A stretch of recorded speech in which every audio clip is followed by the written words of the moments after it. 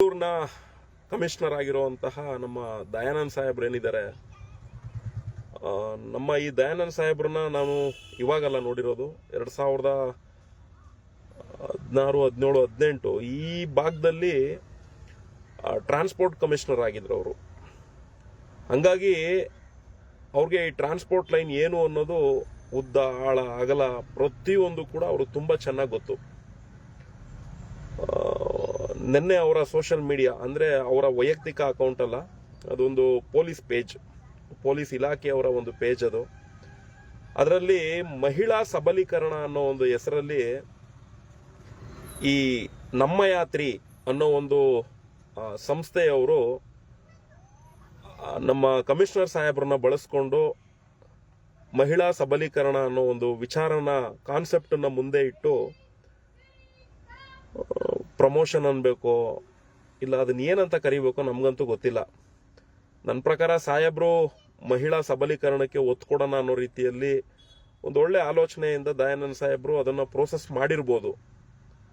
ಆದ್ರೆ ಈ ಏನ್ ಕಾರ್ಪೊರೇಟ್ ಸಂಸ್ಥೆಗಳಿದಾವೆ, ಈ ಓಲಾ, ಊಬರ್, ರ್ಯಾಪಿಡೋ, ನಮ್ಮ ಯಾತ್ರಿ ಅನ್ಕೊಂಡು ಈ 4 ಸಂಸ್ಥೆಗಳು ಕೂಡ ಅನಧಿಕೃತ ಅಂತ ಹೇಳಿ ಸಾರಿಗೆ ಇಲಾಖೆ ಹೇಳುತ್ತೆ. ಸಾರಿಗೆ ಇಲಾಖೆಯ ಆಯುಕ್ತರು, ಸಾರಿಗೆ ಇಲಾಖೆಯ ಈಗಿನ ಕಮಿಷನರ್ ಯೋಗೇಶ್ ಸರ್ ಏನಿದ್ದಾರೆ ಅವರಾಗಿರ್ಬೋದು, ಅಡಿಷನಲ್ ಕಮಿಷನರ್ ಏನಿದ್ದಾರೆ ಅವರಾಗಿರ್ಬೋದು, ನಮ್ಮ ರಾಮಲಿಂಗಾರೆಡ್ಡಿ ಅವ್ರು ಏನಿದ್ದಾರೆ ಅವರಾಗಿರ್ಬೋದು, ಸಾರಿಗೆ ಸಚಿವರು, ಇವರೆಲ್ಲರೂ ಕೂಡ ಲೈಸೆನ್ಸ್ಗಳನ್ನೇ ತಗೊಂಡಿಲ್ಲ, ಲೈಸೆನ್ಸ್ಗಳನ್ನೇ ರಿನ್ಯೂವಲ್ ಮಾಡಿಸ್ಕೊಂಡಿಲ್ಲ ಅನ್ನೋ ಮಾತುಗಳನ್ನ ಹೇಳ್ತಾರೆ.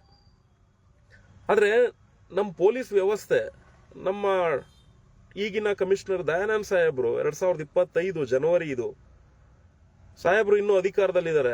ಆದ್ರೆ ಈ ಸಂಸ್ಥೆಯ ವಿಚಾರದಲ್ಲಿ ಅವರು ಮಹಿಳಾ ಸಬಲೀಕರಣ ಅನ್ನೋ ಒಂದು ಹೆಸರಲ್ಲಿ ಅವ್ರಿಗೆ ಆ ಆಪ್ ಸಂಸ್ಥೆಗೆ ಅವ್ರು ಸಪೋರ್ಟ್ ಮಾಡೋದು ನೋಡಿದ್ರೆ ನನಗೆಲ್ಲೋ ತುಂಬಾ ಬೇಸರ ಅನ್ನಿಸ್ತು.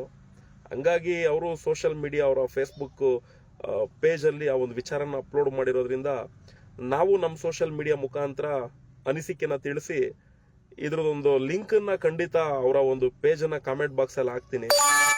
ಖಂಡಿತ ಅವ್ರು ಅದನ್ನ ನೋಡ್ಲಿ, ಖಂಡಿತ ಅದನ್ನ ನೋಡಿ ಅವರು ನಮ್ಗೆ ಅದ್ರ ಬಗ್ಗೆ ಏನ್ ರಿಪ್ಲೈ ಕೊಡ್ತಾರೋ ನೋಡೋಣ.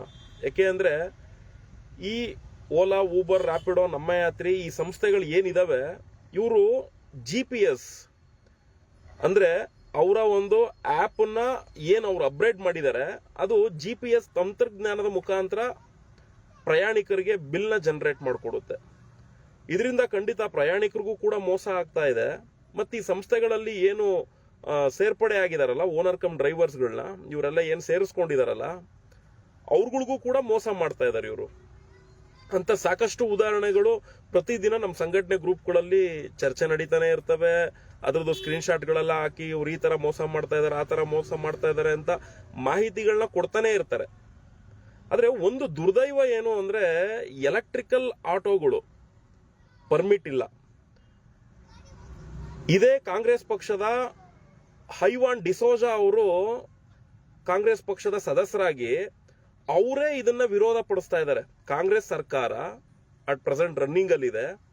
ಅದೇ ಕಾಂಗ್ರೆಸ್ ಪಕ್ಷದ ಒಬ್ಬ ಸದಸ್ಯ ಐವಾನ್ ಡಿಸೋಜಾ ಅನ್ನೋರು ಎಲೆಕ್ಟ್ರಿಕಲ್ ಆಟೋಗಳಿಗೆ ಪರ್ಮಿಟ್ ನ ಕಡ್ಡಾಯ ಮಾಡಿ, ಪರ್ಮಿಟ್ ನ ನೀವು ಕಡ್ಡಾಯ ಮಾಡಲಿಲ್ಲ ಅಂದ್ರೆ ಪರ್ಮಿಟ್ ಹೊಂದಿರುವಂತ ಆಟೋ ಚಾಲಕರುಗಳಿಗೆ ವಂಚನೆ ಮಾಡ್ದಂಗ ಆಗ್ತದೆ ಅಂತ ಹೇಳಿ ಇದೇ ಸರ್ಕಾರದ, ಕಾಂಗ್ರೆಸ್ ಸರ್ಕಾರದ ಒಬ್ಬ ಸದಸ್ಯರು ಐವಾನ್ ಡಿಸೋಜಾ ಅನ್ನೋರು ಸರ್ಕಾರನ ತಾಕೀತು ಮಾಡ್ತಾರೆ ಅಂದ್ರೆ, ಆದ್ರೆ ನಡೀತಿರುವಂತ ಸರ್ಕಾರದ ಅಧಿಕಾರಿಯಾಗಿ ಏನು ಪೊಲೀಸ್ ಕಮಿಷನರ್ ದಯಾನಂದ್ ಸಾಹೇಬ್ರು ಇದ್ದಾರೆ, ಇಂಥ ಎಲೆಕ್ಟ್ರಿಕಲ್ ಆಟೋಗಳನ್ನ ಮಹಿಳಾ ಸಬಲೀಕರಣಕ್ಕೆ ಪ್ರಮೋಷನ್ ಮಾಡಿರೋದು ಖಂಡಿತ ಮಹಿಳೆಯರಿಗೆ ಪ್ರಾಧಾನ್ಯತೆ ಕೊಡಬೇಕು. ಮಹಿಳೆಯರು ಎಲ್ಲಾ ರಂಗದಲ್ಲೂ ಕೂಡ ದುಡಿಬೇಕು, ಎಲ್ಲಾ ರಂಗದಲ್ಲೂ ಕೂಡ ಮುಂದೆ ಬರಬೇಕು. ಮಹಿಳಾ ಸಬಲೀಕರಣಕ್ಕೆ ಒತ್ತು ಕೊಡೋದ್ರಲ್ಲಿ ಖಂಡಿತ ನಮ್ಗೇನು ಬೇಸರ ಇಲ್ಲ. ಆದ್ರೆ ಒಂದು ಏನು ದುರ್ದೈವ ಅಂದ್ರೆ, ಕಟ್ ಮಾಡಮ್ಮ, ಒಂದು ಏನ್ ದುರ್ದೈವ ಅಂದ್ರೆ ಯಾವುದೇ ಒಂದು ಆಟೋಗಳು, ಅದು ಎಲೆಕ್ಟ್ರಿಕಲ್ ಆಟೋ ಆಗಿರ್ಬೋದು, ಇಲ್ಲ CNG ಆಟೋಗಳಾಗಿರ್ಬೋದು, ಇಲ್ಲ LPG ಆಟೋಗಳಾಗಿರ್ಬೋದು, ಅಥವಾ ಪೆಟ್ರೋಲ್ನೇ ಹಾಕೊಂಡು ಓಡಿಸುವಂತ ಆಟೋಗಳೇ ಆಗಿರ್ಬೋದು, ಇವ್ಯಾವೂ ಕೂಡ ಆಪ್ ನಲ್ಲಿ ರನ್ ಆಗೋ ಹಾಗೆ ಇಲ್ಲ. ಇನ್ಕ್ಲೂಡಿಂಗ್ ಈಗ ನಾವೇನು ನಗರ ಮೀಟರ್ ಅನ್ನೋ ರೀತಿಯ ಒಂದು ವಿಚಾರನ ತಿಳಿಸ್ತಾ ಇದೀವಿ, ಅದು ಕೂಡ ಮುಂದಿನ ದಿನಗಳಲ್ಲಿ ಈಗಿನ ಟೆಕ್ನಾಲಜಿಗೆ ಹೊಂದಾಣಿಕೆ ಆಗುವಂತ ರೀತಿಯಲ್ಲಿ ಆಪ್ ವ್ಯವಸ್ಥೆನೆ ಬರುತ್ತೆ. ಆದ್ರೂ ಕೂಡ ಆಪಲ್ ರನ್ ಆಗೋ ಆಗಿಲ್ಲ. ಆಪಲ್ ಒಂದ್ ವೇಳೆ ರನ್ ಆದ್ರೂನು ಆಟೋಗಳಿಗೆ ಸರ್ಕಾರ, DC ಅವರು, ಇದೇ ಸಾರಿಗೆ ಇಲಾಖೆಯವರು ಮೀಟರ್ಗಳನ್ನ ಫಿಕ್ಸ್ ಮಾಡಿದ್ದಾರೆ. ನೀವು ಬೆಂಗಳೂರು ಭಾಗದಲ್ಲಿ ಏನು BBMP ವ್ಯಾಪ್ತಿಯಲ್ಲಿ ಪ್ರಯಾಣಿಕರುಗಳಿಗೆ ಸೇವೆ ಕೊಡ್ತೀರಿ, ಸೇವೆ ಕೊಟ್ಟಂತಹ ಪ್ರತಿಯೊಬ್ಬ ಆಟೋ ಚಾಲಕನು ಕೂಡ ನಾವು ಕೊಟ್ಟಿರುವಂತಹ ರೇಟು ಇದ್ರ ಮುಖೇನನೇ ನೀವು ಪ್ರಯಾಣಿಕರಿಂದ ಹಣನ ನೀವು ಪಡ್ಕೊಳ್ಬೇಕು ಅನ್ನೋ ರೀತಿಯಲ್ಲಿ ಖಡಕ್ ಆದೇಶಗಳನ್ನ ಕೊಟ್ಟು, ಅಧಿಸೂಚನೆಗಳನ್ನ ಕೊಟ್ಟು, ಮೌಲ್ಯಮಾಪನ ಇಲಾಖೆಯಲ್ಲಿ ಪಾಸಿಂಗ್ಗಳು ಮಾಡಿಸಿ ಮೀಟರ್ಗಳನ್ನ ಅಳವಡಿಸುವಂತ ಕೆಲಸ ಆಟೋದಲ್ಲಿ ಆಗೋದು. ಹಾಗಿದ್ಮೇಲೆ ಆಟೋಗಳು ಯಾಕೆ GPS ಆಧಾರಿತ ಸಂಸ್ಥೆಗಳ ಡಿವೈಸ್ ನ ಬಿಲ್ ತಗೊಳ್ಬೇಕು? ತಗೊಳ್ಬಾರ್ದಲ್ವಾ? ಯಾವುದೇ ಕಾರಣಕ್ಕೂ ಅವರು ಆ ಬಿಲ್ಗಳನ್ನ ತಗೊಳ್ಬಾರ್ದು. ಆಟೋದವರು ಮೀಟರ್ ಹಾಕೊಂಡೇ ಸರ್ವಿಸ್ ಕೊಡಬೇಕು. ಆದ್ರೆ ನಮ್ಮ ಯಾತ್ರಿ ಅನ್ನೋ ಒಂದು ಸಂಸ್ಥೆ ಇವರು ಮೀಟರ್ ಸರ್ವಿಸ್ ಕೊಡುವಂತ ರೀತಿಯಲ್ಲಿ ಏನಾದ್ರು ಈಗಿನ ಟೆಕ್ನಾಲಜಿ ಆಯ್ತು, ಆನ್ಲೈನ್ ಆಪ್ ಅಲ್ಲೇ ರನ್ ಮಾಡ್ರಪ್ಪ, ಆಯ್ತು ಈಗಿನ ಟೆಕ್ನಾಲಜಿಗೆ ಜನ ಆಪ್ ಬೇಕು ಬಳಸ್ಲಿ. ಆದ್ರೆ ನಿಮ್ ಸಂಸ್ಥೆಗಳಲ್ಲಿ ಏನಾದ್ರು ಮೀಟರ್ ರನ್ ಆಗ್ತಿದಾವ? ಇದೇ ಸಾರಿಗೆ ಇಲಾಖೆ ಟ್ಯಾಕ್ಸಿಗಳನ್ನು ಕೂಡ ಮೀಟರ್ ಅಲ್ಲೇ ರನ್ ಮಾಡಬೇಕು. ನಾವಿಷ್ಟೇ ರೇಟ್ಗಳನ್ನ ಫಿಕ್ಸ್ ಮಾಡಿದೀವಿ ಕ್ಯಾಬ್ಗಳ ಮಾದರಿ ಅನ್ವಯದಲ್ಲಿ ಅಂತೇಳಿ ರೇಟ್ಗಳನ್ನ ಕೊಟ್ಟಿದಾರಲ್ಲ. ಇವತ್ತು ಈ ಸಂಸ್ಥೆಗಳವರು ಸರ್ಕಾರ ಕೊಟ್ಟಿರುವಂತ, ಸಾರಿಗೆ ಇಲಾಖೆ ಕೊಟ್ಟಿರುವಂತ ರೇಟ್ಗಳನ್ನ, ಡಿಜಿಟಲ್ ಮೀಟರ್ಗಳನ್ನ ಬಳಸಿ ಮೌಲ್ಯಮಾಪನ ಇಲಾಖೆ ಸರ್ಟಿಫಿಕೇಟ್ಗಳನ್ನ ಇಟ್ಕೊಂಡು ಅವ್ರಗಳ ಹತ್ರ ಅಟ್ಯಾಚ್ ಆಗಿರುವಂತ ಪ್ರತಿಯೊಂದು ವೆಹಿಕಲ್ ಅಲ್ಲೂ ಕೂಡ ಮೀಟರ್ಗಳಿದಾವ? ಯಾವುದ್ರಲ್ಲೂ ಮೀಟರ್ಗಳಿಲ್ಲ. ಎಲ್ಲವೂ ಕೂಡ GPS ಅಲ್ಲೇ ರನ್ ಆಗ್ತಾ ಇದೆ. ಅಂದ್ರೆ ಟೋಟಲ್ ಹೇಳ್ಬೇಕು ಅಂದ್ರೆ ಸಾರಿಗೆ ಇಲಾಖೆಯ ನಿಯಮಗಳನ್ನ ಪರಿಪೂರ್ಣವಾಗಿ ಗಾಳಿಗೆ ತೂರಿ ಆ ಸಾರಿಗೆ ಇಲಾಖೆ ನಿಯಮಗಳನ್ನ ತಮ್ಮ ಕಾಲ್ ಕಸದ ಚಪ್ಪಲಿಗಿಂತ ಕಡೆಯಾಗಿ ಇಟ್ಕೊಂಡಿದ್ದಾರೆ. ನಮ್ಮ ಕರ್ನಾಟಕದ ಸಾರಿಗೆ ನಿಯಮಗಳನ್ನ ಈ ಅಗ್ರಿಗೇಟರ್ ಸಂಸ್ಥೆಗಳು ತಮ್ಮ ಕಾಲ್ ಚಪ್ಪಲಿಗಿಂತ ಕಸಕ್ಕಿಂತ ಕಡೆಯಾಗಿ ಇವ್ರುಗಳು ನಡ್ಕೊಂತಿದ್ದಾರೆ. ಇಂಥ ಸಂಸ್ಥೆಯ ಒಂದು ವ್ಯವಸ್ಥೆನ ನಮ್ಮ ದಯಾನಂದ್ ಸಾಹೇಬ್ರು ಆ ಮಹಿಳಾ ಸಬಲೀಕರಣ ಅನ್ನೋ ಹೆಸರಲ್ಲಿ ಅವ್ರಗಳ ಜೊತೆ ನೋಡಿದಾಗ ನಮ್ಗೆ ತುಂಬಾನೇ ಬೇಸರ ಆಗ್ತದೆ ಸರ್. ಯಾಕೆ ಅಂದ್ರೆ ನೀವುಗಳು ಒಂದು ಒಳ್ಳೆ ಸ್ಥಾನದಲ್ಲಿದ್ದೀರಾ. ಕಮಿಷನರ್ ಅಂದ್ರೇನು ಸಾಮಾನ್ಯವಾದ ಹುದ್ದೆನಾ? ನೀವಿವತ್ತು ಫೀಲ್ಡ್ಗೆ ಇಳಿದು ನಿಮ್ಮ ಅಧಿಕಾರಿಗಳನ್ನ ಬಿಟ್ಟು ಪ್ರಯಾಣಿಕರ ಹತ್ರ ಯಾರ ಹತ್ರನೂ ದುಡ್ಡು ಮೇಲಿಂದ ಉದ್ರಲ್ಲ. ಬೆಂಗಳೂರಿನಲ್ಲಿ ರನ್ ಆಗುವಂತ ಪ್ರತಿಯೊಂದು ಆಟೋನು ಕೂಡ ಮೀಟರ್ ಅಲ್ಲೇ ರನ್ ಆಗಬೇಕು. ನೋಡಿ, ನಿಮ್ ಶಿವಮೊಗ್ಗ ಭಾಗದಲ್ಲಿರುವಂತ ಪೊಲೀಸ್ನವರು ಯಾರ್ಯಾರು ಮೀಟರ್ ಹಾಕಿಲ್ಲ ಅಂತ ಗಾಡಿಗಳನ್ನ ಸೀಸ್ ಮಾಡಿ ದಂಡಗಳಾಕಿದ್ದಾರೆ. ಬೆಂಗಳೂರಿನಲ್ಲಿ ಒಂದೇ ಒಂದು ಆದೇಶ, ಬೆಂಗಳೂರಿನಲ್ಲಿ ಯಾರಾದ್ರೂ ಒಬ್ಬ ಆಟೋ ಡ್ರೈವರ್ ನಾನು ಮೀಟರ್ ಹಾಕಿ ಪ್ರಯಾಣಿಕನಿಗೆ ಸರ್ವಿಸ್ ಕೊಡ್ತಾ ಇದ್ದೀನಿ ಅನ್ನೋ ರೀತಿಯಲ್ಲಿ ಎಲ್ಲಾದ್ರೂ ಸುದ್ದಿಗಳು ಬರ್ತಾ ಇದಾವ?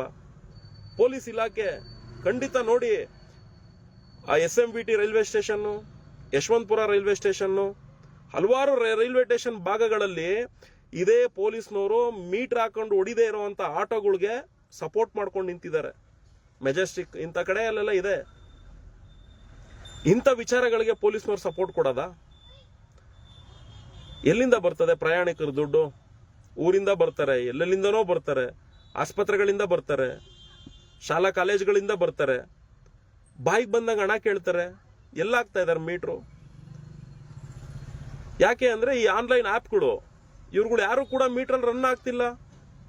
ನೀವೇನ್ ಮಹಿಳಾ ಸಬಲೀಕರಣ ಅಂತೇಳಿ ಆಟೋಗಳನ್ನ ಉದ್ಘಾಟನೆ ಮಾಡಿದ್ರಲ್ಲ, ಉದ್ಘಾಟನೆ ಮಾಡಿರುವಂತ ಪ್ರತಿಯೊಂದು ಆಟೋದವರು ಕೂಡ ಮೀಟರ್ ಹಾಕ್ತಾರೆ ಅನ್ಕೊಂಡಿದ್ದೀರಾ ಸರ್?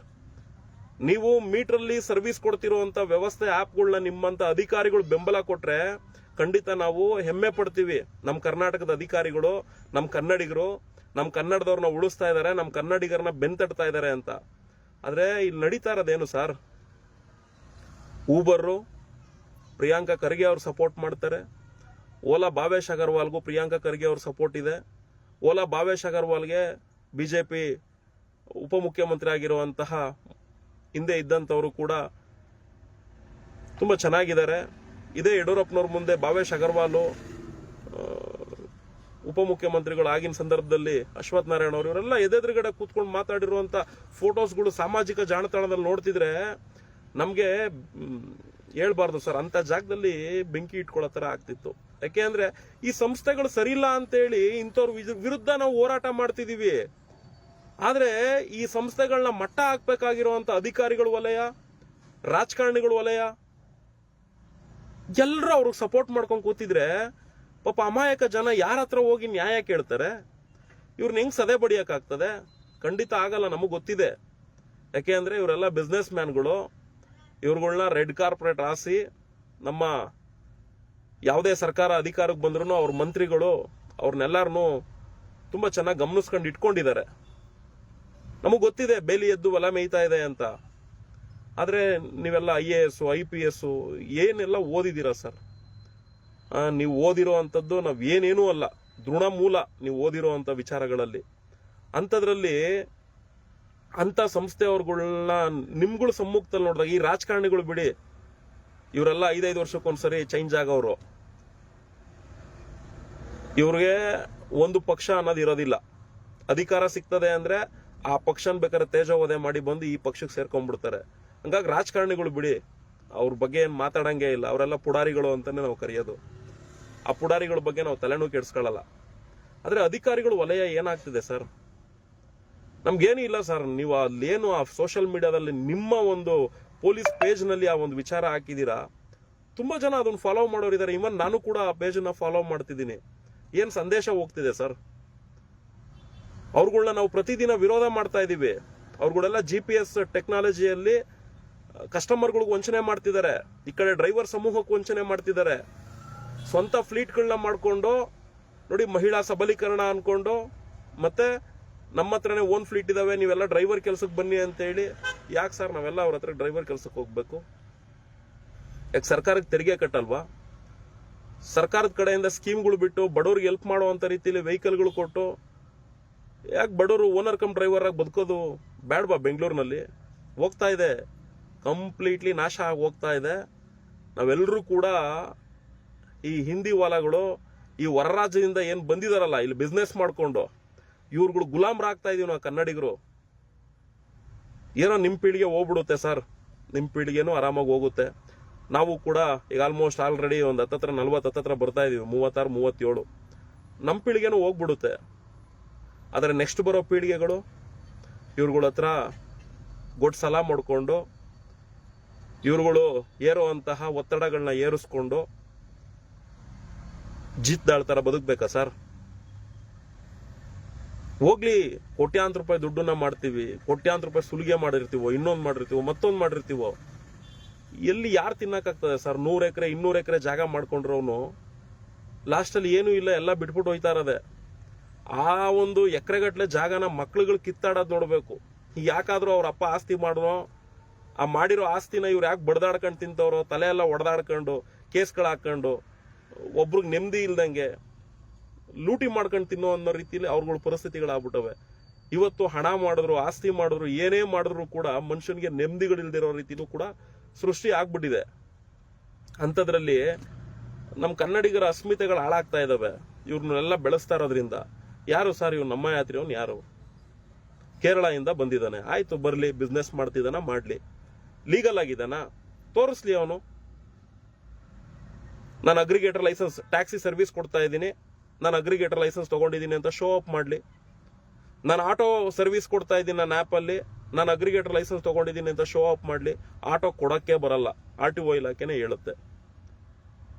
ಸ್ವಂತ ಫ್ಲೀಟ್ಗಳನ್ನ ನಾವು ಬಲ್ಕ್ ಆಗಿ ಇಷ್ಟು ಆಟೋಗಳನ್ನ ಇಳಿಸ್ತಿದೀವಿ ಅಂತೇಳಿ ಒಬ್ಬ ಡ್ರೈವರ್ಗೆ DL ಇದೆ ಅಂದ್ರೆ ಮಾತ್ರ ಒಂದು ಪರ್ಮಿಟ್ ಕೊಡ್ತಾರೆ, ಒಂದು ಆಟೋ ಕೊಡ್ತಾರೆ ಅಷ್ಟೇ. ಹೆಂಗೆ ಇವ್ರಿಗೆಲ್ಲ ಬಲ್ಕ್ ಆಗಿ ಆಟೋಗಳು ಬರ್ತಾ ಇದಾವೆ ಹೇಳಿ ಸರ್? ನೀವು ಟ್ರಾನ್ಸ್ಪೋರ್ಟ್ ಮಿನಿಸ್ಟರ್ ಆಗಿದ್ರಿ, ಟ್ರಾನ್ಸ್ಪೋರ್ಟ್ ಕಮಿಷನರ್ ಆಗಿದ್ರಿ. ದಯವಿಟ್ಟು ನಿಮ್ಮ ಸೋಷಿಯಲ್ ಮೀಡಿಯಾ ಪೇಜು ಏನ ಪೊಲೀಸ್ ಪೇಜಲ್ಲಿ ಅಪ್ಲೋಡ್ ಮಾಡಿದ್ರಿ, ಅಲ್ಲೇ ಇದ್ರ ಬಗ್ಗೆ ಒಂದು ವಿವರಣೆ ಕೊಟ್ಬಿಡಿ ಸರ್, ಅಷ್ಟೇ ಸಾಕಿ, ನೀನು ಬೇಡ. ಯಾಕೆಂದ್ರೆ ನೋಡಿ ಸರ್, ಅಲ್ಲಿ ಏನು ಹಿಂದೆ ಇದ್ರಲ್ಲ ಸರ್ ಪೊಲೀಸ್ ಕಮಿಷನರ್ಗಳು, ಅವರೇನೋ ಅಲ್ಲಿ ಟ್ರಾನ್ಸ್ಪೋರ್ಟ್ ಡಿಪಾರ್ಟ್ಮೆಂಟ್ ಅಲ್ಲಿ ನಾವು ನೋಡಿರ್ಲಿಲ್ಲ. ಅಂದ್ರೆ ನಿಮ್ಮನ್ನ ನಾವು ತುಂಬಾ ಚೆನ್ನಾಗಿ ನೋಡಿದೀವಿ, ಎಷ್ಟೋ ಮನವಿಗಳು ಕೊಟ್ಟಿದೀವಿ ನಿಮ್ಗೆ. ಆ ವಿಚಾರದಲ್ಲಿ ಎಷ್ಟೋ ಹೋರಾಟಗಳು ಮಾಡಿರೋ ವಿಚಾರಗಳಲ್ಲಿ ನೀವು ಆ ವೇದಿಕೆಗಳಲ್ಲಿ ಬಂದು ಮಾತಾಡೂ ಕೂಡ ಇದ್ದೀರಾ. ಅಂತವೆಲ್ಲ ಇದಾವೆ ನಮ್ಮ ಫೇಸ್ಬುಕ್ಗಳಲ್ಲಿ. ಎಲ್ಲೋ ಒಂದ್ ಕಡೆ ಆ ಸಂಸ್ಥೆಯವ್ರಗಳಿಗೆ ನೀವು ಮಹಿಳಾ ಸಬಲೀಕರಣ ಹೆಸರು ಓಕೆ, ಮಹಿಳೆಯರಿಗೆ ಮಾಡಿ, ಸರ್ಕಾರದಿಂದ ಅನುಕೂಲಗಳು ಮಾಡಿ ಸರ್.